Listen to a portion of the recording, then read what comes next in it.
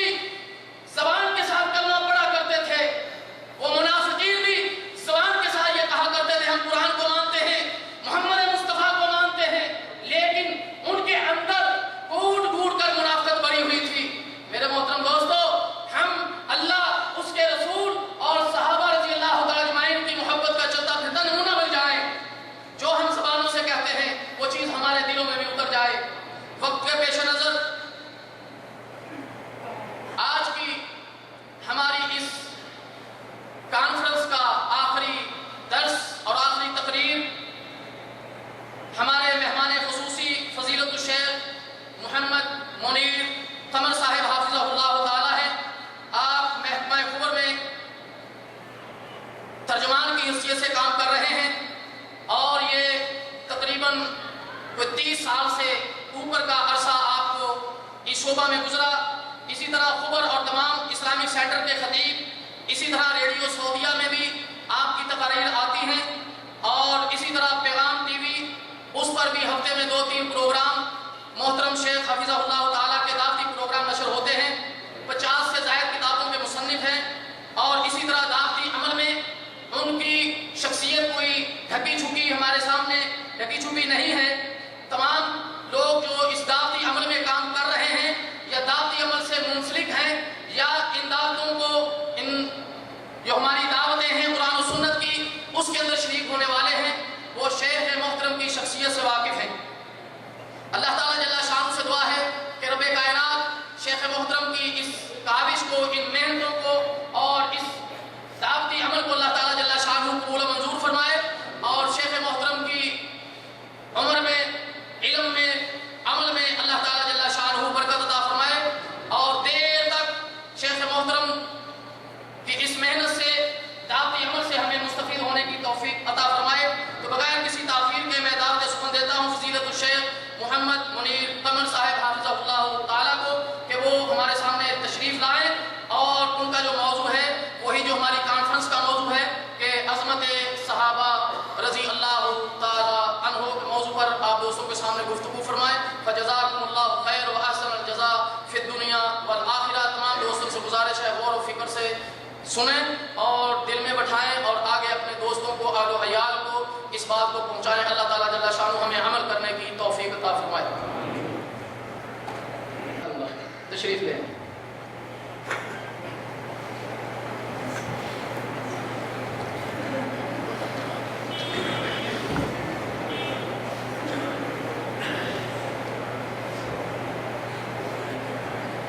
جزاکم اللہ.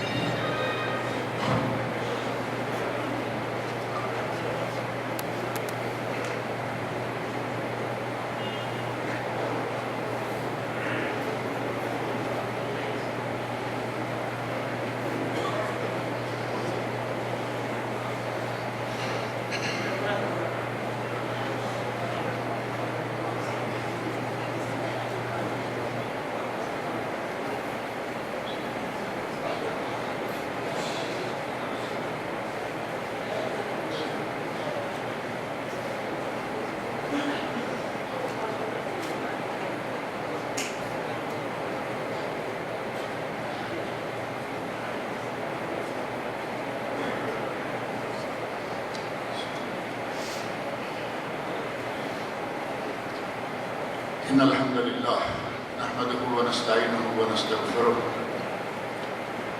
ونعوذ بالله من شرور أنفسنا ومن سيئات أعمالنا من يهده الله فلا مضل له ومن يضلل فلا هادي له وأشهد أن لا إله إلا الله وحده لا شريك له وأشهد أن محمدا عبده ورسوله أما بعد فإن خير الحديث كتاب الله وخير الهدي هدي محمد صلى الله عليه وسلم وشر الأمور محدثاتها وكل محدثة بدعة وكل بدعة ضلالة وكل ضلالة في النار. رب اشرح لي صدري ويسر لي أمري واحلل عقدة من لساني يفقهوا قولي. رب أعوذ بك من همزات الشياطين وأعوذ بك رب أن يحضرون. أعوذ بالله السميع العليم من الشيطان الرجيم. إن الذين يبايعونك إنما يبايعون الله يد الله فوق أيديهم. ہر قسم کی تعریف و توصیف اور حمد و ثنا خالق کائنات مالک ارض و سما کے لیے ہے.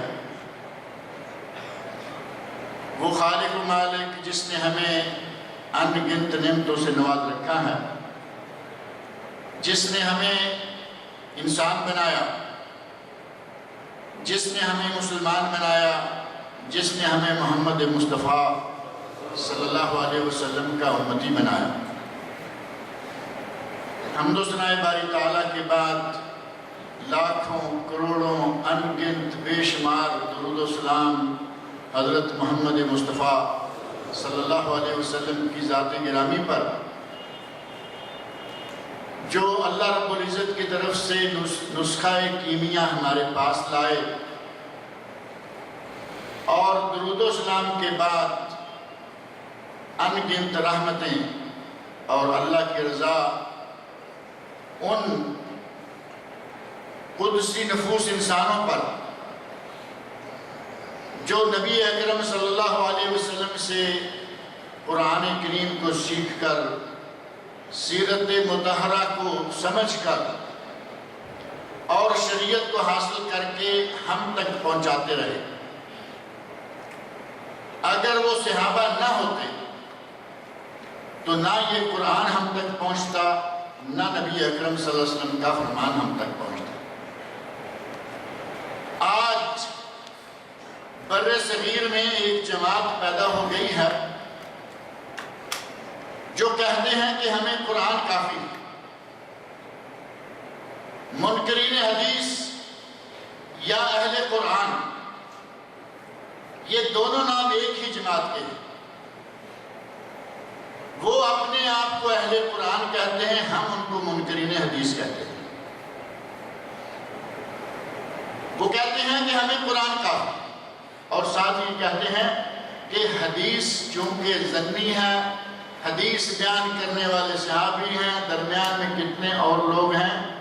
میں اس موضوع کو زیادہ طویل ذکر نہیں کرنا چاہتا، صرف ایک نقطہ ذہن میں رکھیں کہ اگر صحابہ کرام نہ ہوتے جنہوں نے ہم تک محمد مصطفیٰ صلی اللہ علیہ وسلم کی حدیث پہنچائی ہے، اگر وہ صحابہ نہ ہوتے تو کیا ان تک قرآن پہنچ سکتا تھا؟